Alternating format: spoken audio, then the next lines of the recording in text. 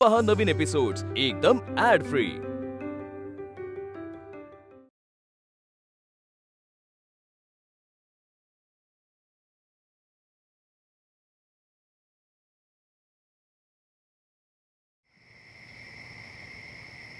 काका, आज अमित भाई आणि पंकज भाई आपल्या ऑफिसला येणार. मी त्यांना 11-11 ची वेळ दिली, म्हणजे 1111 एकदम लकीच आहे ना. बीच्या मीटिंग आहे क्लब मध्ये, ते जमनालाल अँड सन्स आहे ना त्यांच्या बरोबर. पण मीटिंगला जाताना बरोबर 1 वाजता देऊळ क्रॉस करायचा आणि नमस्कार करायचा. 1 वाजता नमस्कार केला की काम 1 नंबर. आणि हा, मीटिंग आहे क्लब मध्ये. मी east west facing table book करायला सांगितलंय. आपण ईस्ट फेसिंग बसायचा, म्हणजे आपण म्हणू तसं काम होणार. रितेश, मी कुठे फेस करून बसलो ना तरी हो कहू छो तेच होतो. नाही नाही नाही, म्हणजे ते बरोबरच आहे काका. पण कसं आहे, नंबर आपल्या बाजूचे असले ना ही कामची गॅरंटी ना एकदम. म्हणून हा. आणि तिसरी मीटिंग मी ठेवली डायरेक्ट 4:30 ला, म्हणजे 4 + 3 7 आणि तिसरी मीटिंग म्हणून 3rd, मतलब 4 + 3 7 7 + 3 10, मतलब अगेन 1. काम 1 नंबर. बरं, मीटिंग कोणाबरोबर आहे? ते ठाकूर ब्रदर्स आहे ना, त्यांच्या बरोबर.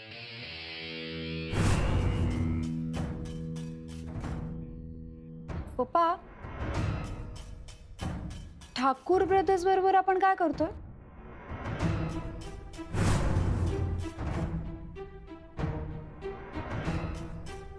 अरे ते ठाकूर ब्रदर बरोबर त्यांचं ते प्रोजेक्ट आहे ना. आपण फक्त इन्व्हेस्ट करणार आहोत बेन. पप्पा, आपण हे नाही केलं पाहिजे.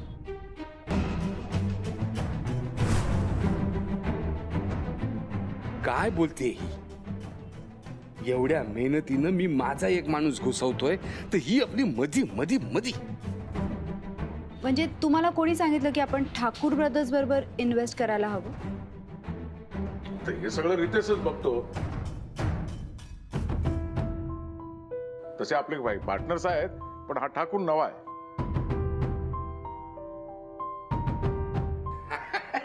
अरे नाही अनुबाई, त्याचं काय आहे, ठाकूर आपल्यासाठी नवीन आहे, पण त्याचा बिझनेस पहिल्यापासून तर जुना आहे ना. हा. आणि काकांचा रूल आहे ना, रेंडम सिलेक्शन, सगळ्यांना चान्स द्यायचा, नवीन लोकांना बी चान्स द्यायचा. तसंच आहे अनुबेन. काकांचे रूल रिलिजियसली फॉलो करतो आपण. चुप. ती काय म्हणते ते तर ऐकून घे. पण काका, आता मी अचानक एकदम ठाकूर ब्रदरला फोन करून सांगितलं की आम्हाला बिझनेस नाही करायचा आहे, मग तो काय म्हणतील, का नाही करायचा आहे? का अनुबेनचा गट फिलिंग म्हणून नाही करायचं म्हणून सांगू? अरे रितेश, तिचं ऐकून तर घे. बोला ना. रितेश भाई, तुम्ही जे बोलताय ते सगळं बरोबर आहे, पण पप्पा, मी आहे ना, काय नाही, तुमच्या सगळ्या फाईल चेक करत होते. तुम्ही ज्या ज्या लोकांबरोबर बिझनेस केलाय ना, त्या सगळ्यांचे डिटेल्स मी काढलेत. यात मला असं कळलंय की हे ठाकूर ब्रदर्स आहेत ना, हे काही खूप सक्सेसफुल बिझनेसमॅन नाहीये. त्यांनी ज्या ज्या बिझनेसमध्ये पैसे इन्व्हेस्ट केलेत ना, ते सगळे बिझनेस काही खूप चालले नाही. म्हणजे ते काय करतात, इन्व्हेस्टरला पैसे इन्व्हेस्ट करायला सांगतात, बिझनेस थोडाफार चालला की लगेच तो विकून टाकतात. त्यांनी काय होतं, इन्व्हेस्टरला फक्त त्याची मुद्दल मिळते, दॅट्स इट. सो मला नाही वाटत ही फायद्याची डील असेल.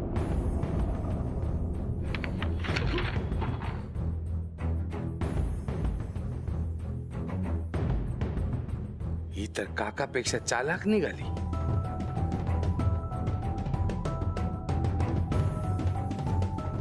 थँक्यू. मी खरंच मिस केलंय. I am really sorry. हे मी सांगतो ना ठाकूरला, फोन करून सांगतो ना, हे असं कसं झालं. हाँ ठाकुर भाई, रितेश, नहीं वो कल वाला अपना जो मीटिंग था ना, वो कैंसल्ड है. नहीं, यहाँ पे कुछ थोड़ा प्रॉब्लम है. अरे मैं फोन करता हूँ ना मैं. हाँ, अगले मीटिंग के डेट में बताता हूँ आपको सर. हाँ, फोन करता हूँ. ठीक है. हाँ. अनुबेन थँक्यू. तू एकदम सुपर वुमन છે. Thank you so much. હા, હું આવું છું. रितेश,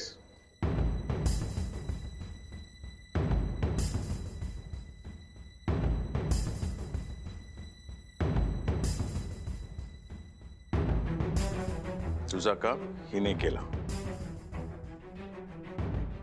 हिने केला नसता ना तर करोडो रुपयाचं नुकसान झालं असतं. सॉरी खरंच सॉरी काका सॉरी. घरनी लक्ष्मी छे म्हणून तिला इथं ठेवलेलं आहे. घर जमाई आणीन मी. परत पा. का? मी एक रिक्वेस्ट करू. म्हणजे मी आजवर तुमचे अब्रॉडचे बिझनेस सांभाळले, पण माझी खरंच खूप इच्छा आहे मी आता तुमचा कुठला तरी इंडियाचा बिझनेस सांभाळू. अनुबेन कशाला उगाच, मी आहे ना इथे. हा? मी आहे ना, काकांबरोबर सांभाळतो ना सगळं. म्हणजे आता एक चूक झाली, मी कबूल करतो ना. I made a mistake. I am saying sorry. पण अरे पण आता अनुबेन तू एवढी वर्ष परदेशात होती, तिकडे बिझनेस करत होती ना. मग आता इंडियात येऊन पण तू बिझनेसच करणार, तो उपयोग काय? चोप रितेश. अनु बेटा, सरस बात वाटतंय मला. पण तुला इथे कामाला लावलं तर तुझी मम्मी मला ओरडेल. पप्पा पण नुसतं घरी बसून मला. अनु, या बाबतीत मी गृहमंत्र्याच ऐकणार. तू एन्जॉय कर ना, आणि पुढे काय असेल तर तुला मी नक्की सांगेन. Good girl.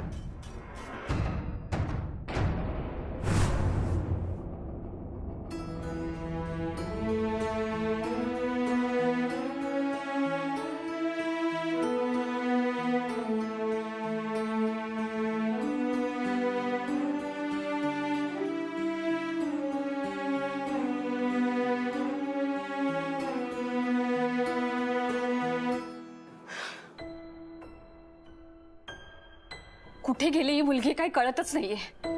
नुसता जीवाला घोर लावून ठेवलाय. काय करू काय कळत नाही.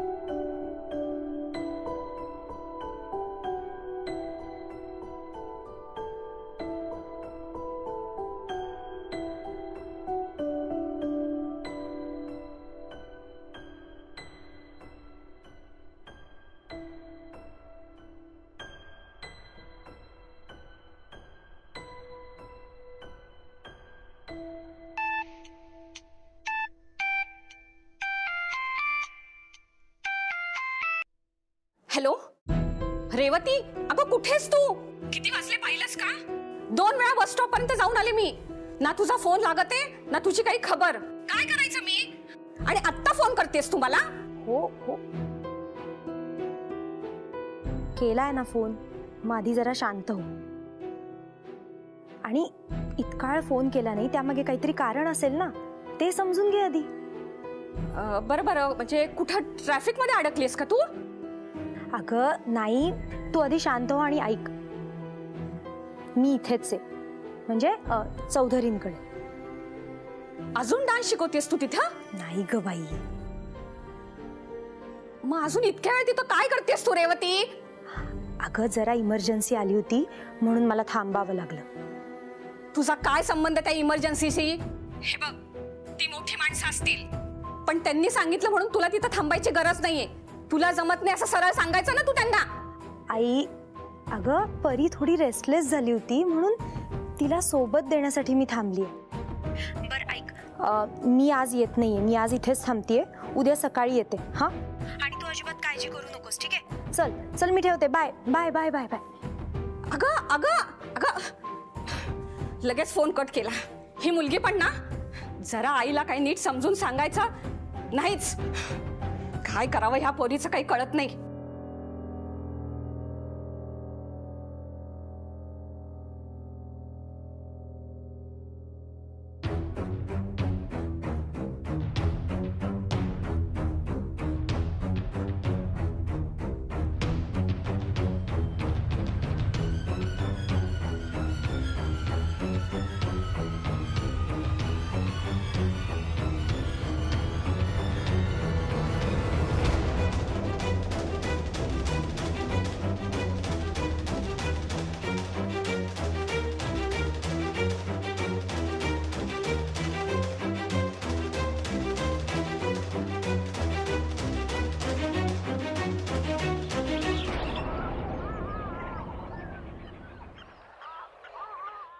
हॅलो यश. हा आजोबा.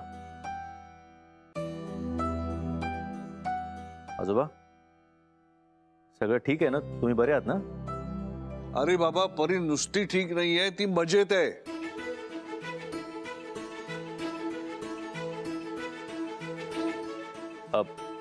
बाकी सगळं ओके आहे ना आजोबा?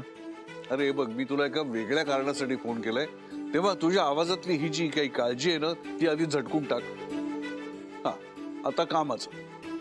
सुनबाईच्या नावाने तू जे हॉस्पिटल बांधायचं म्हणतोयस ना, ती जी जागा आहे त्याच्यासाठी ऑक्शन डिक्लेअर झालंय. एक 2 दिवसामध्ये ऑक्शन असेल. 2 दिवसात? हो. तुला कामाचं काय संपत आलंय का? आणि तुला जमणार नसेल तर तसं सांग, म्हणजे समीर अटेंड करेल. फक्त या ऑप्शन साठी तू असतं उत्तम. नाही नाही आजोबा, मला त्या ऑप्शनला तिथे असायचंय. माझं इथलं काम ऑलमोस्ट झालंच आहे. ही फायनल मीटिंग आहे, तेवढं झालं की मी संपवतो आणि येतो पटकन. आय नो आजोबा, या हॉस्पिटलच्या कामामध्ये पहिल्या स्टेपपासून मी इन्व्हॉल्व्ह व्हावं अशी जितकी माझी इच्छा आहे तितकीच तुमची. सो डोंट वरी आजोबा. आय मेक शुअर की त्या ऑप्शनच्या आधी मी घरी पोहोचेन. ग्रेट. आजोबा, आपण ठरवलंय ना, मग आपल्याला हवं तसंच होईल. नेहाच्या नावाने हे हॉस्पिटल म्हणजे माझा ड्रीम प्रोजेक्ट आहे. आणि मला असं वाटतं की कुठेतरी नेहा पण आपल्या बरोबरच आहे. So don't worry, everything is going to be fine. समीरला फक्त सांगा बाकीच्या फॉर्मॅलिटीज कंप्लीट करून ठेवा. बाकी मी बघतो. येस, छान. आणि हे बघ, टेक केअर. ठीक, ठेवू मी फोन? बाय. काय म्हणाला यश? काय काम संपत आलं तिथलं, वाइंड अप करतोय तो. आज फायनल मीटिंग आहे. ऑक्शन साठी तो इथे असेल.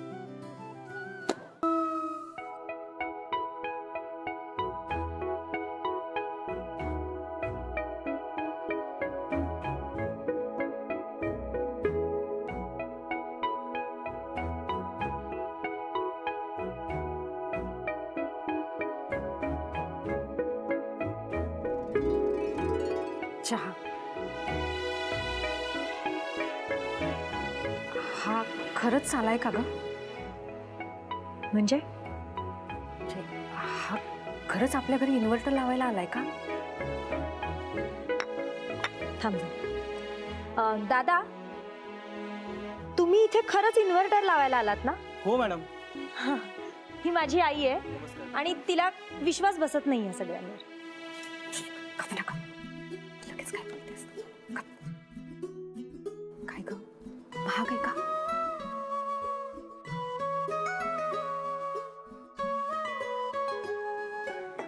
आई, अगं आता मी सोय केली आहे ना सगळी. हा, मग कशाला पुन्हा हे सगळं? मी त्याला जायला सांगते. दादा, तुम्ही ना जा. ऐक माझं. अगं तसं नाही ग, म्हणजे डान्स क्लास घेऊन एवढे पैसे हातात खेळायला लागले म्हणून मला टेन्शन आलं ग. तू अशी पटकन चिडू नकोस. पण तायडे, तू काही चुकीचं काम करत नाहीयेस ना ग? चुकीचं नाही ग, पण फार कष्टाचं काम आहे बघते. म्हणजे असं छोट्या मोठ्या चोऱ्या करून काही होत नाही बघ. रोजच्या रोज घरफोडी करायला लागते. आणि आमचा ना 8-10 जणांचा ग्रुप आहे. आम्हाला त्याचा पगारही मिळतो बघ. जे काय मिळेल ते मग थोडं मोठं इथे तिथे वाटून घेतो आम्ही. काय? अगं तुला सांगते, जर घर बंद नसेल ना तर राहत्या घरामध्ये जाऊन सुद्धा आम्हाला लुटमारी करायला लागते. आणि जर कधी गरज पडली ना तर डायरेक्ट खून. तायडे, तू अशी नोकरी करतेस? तू मस्करी करतेस ना का तू खरं बोलतेस माझ्याशी? घ्या, आता डान्स क्लास करून कधी एवढा पैसा मिळेल का? तूच सांग मला. हे बघ, तू ही नोकरी आजच्या सोडायचीस. मला भलती चालती टेन्शन्स नको. आई, काय तुझं? हे बघ, आता ही मस्करी पुरे झाली. तू ही नोकरी सोडायचीस. आई चिल. हे असं कधी असतं का? ही अशी कोणी नोकरी करतं घरफोड्यांची आणि त्याचा पगार मिळतो, हे सगळी गंमत करते मी. तू विसरून जाय सगळं. पण आजकाल काही सांगता येत नाही बाई. काळही बदललाय आणि कामही बदलली आहेत. नाही ग आई, मी अजूनही तेच काम करते. डान्स क्लास घेते ग मी. गंमत केली तुझी, कळलं नाही तुला? पण हा एवढा खर्च भलतंच काही प्रकरण नाहीये ना? हो ग आई, असं काहीही नाही. आज ना मला नशिबानं साथ दिली बघ, किंवा नशीब मी माझ्या मनासारखं वळवून घेण्याचा प्रयत्न करते. आणि जर समोर अपॉर्च्युनिटी असेल तर का सोडायची? आज त्यांना माझी गरज आहे. मी त्यांची सगळी कामं करते आणि त्यांच्या मुलीलाही चांगलं सांभाळते. मग मला गरज असताना त्यांनी त्या गोष्टी मला दिल्या तर बिघडलंय कुठे? हा, इट्स दॅट सिंपल. सो चिंता छोड़ो माताजी और आज रात मिक्सर पे वाटली डाळ बनाओ. हाँ,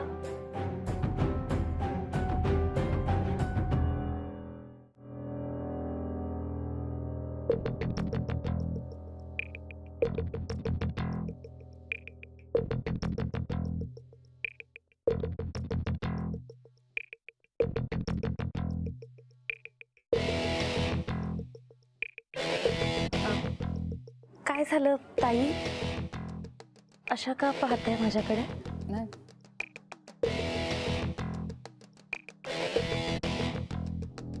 हा,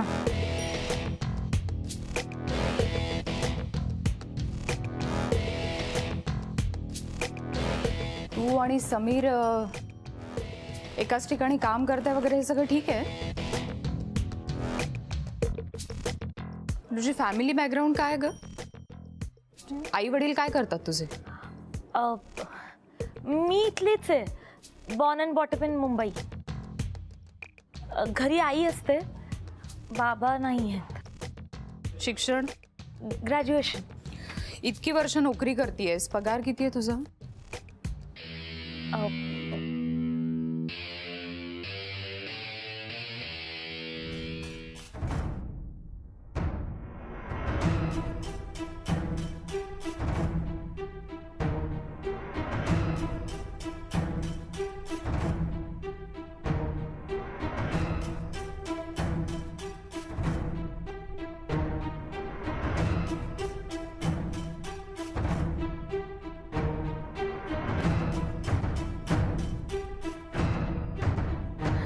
आणि आमचं मुंबईत एक छोटंसं घर आहे. बर, येत आहे माझ्या लक्षात सगळं. म्हणजे तुमच्या घरचं काही फारसं बरं दिसत नाही, म्हणूनच समीरच्या मागे लागली आहेस का?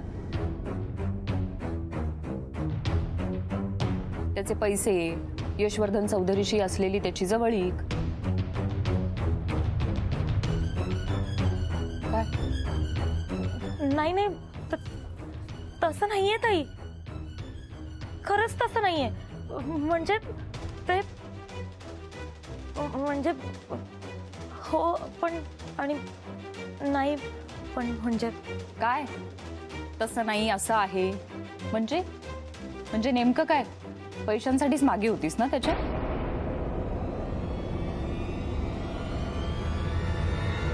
हो,